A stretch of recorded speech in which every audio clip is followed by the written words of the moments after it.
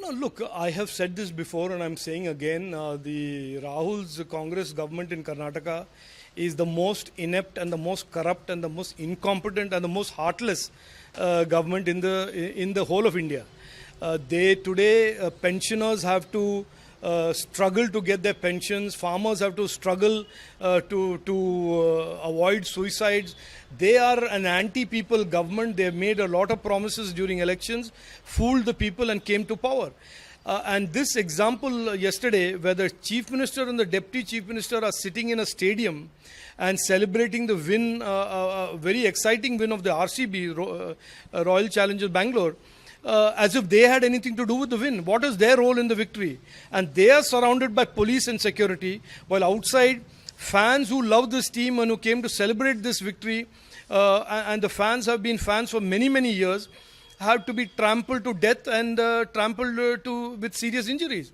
This is the lack of sensitivity. This is the negligence that the Karnataka Congress government has shown and is showing and continues to show. And on the same day as the tragedy, the Deputy Chief Minister compliments the police. They compliment the police for their work. When I heard that statement, I was shocked. How can the Deputy Chief Minister, who's also the Minister in charge of Bengaluru, compliment the police after 11 people have died? It doesn't make any sense. And it is not only nonsensical, it was also completely lacking empathy and sympathy for those families who were victims of this tragedy.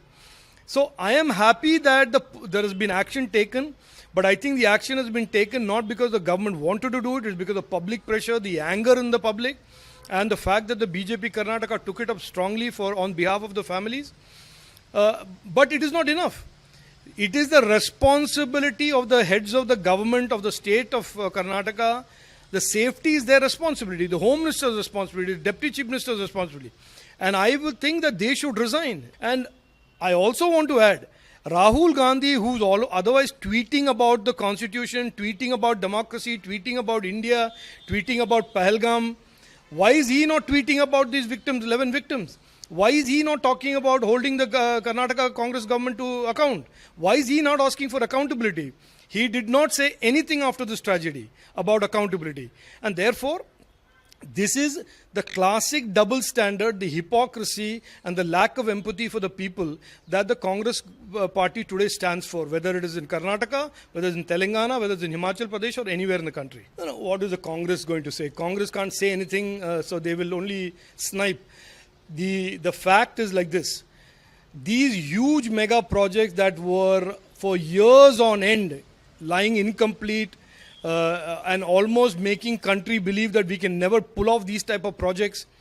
Prime Minister Narendra Modi ji, not just these two projects, the Anji Bridge and the Chenab Bridge, many such challenges that the country faced and could not address for decades, his government has managed to do.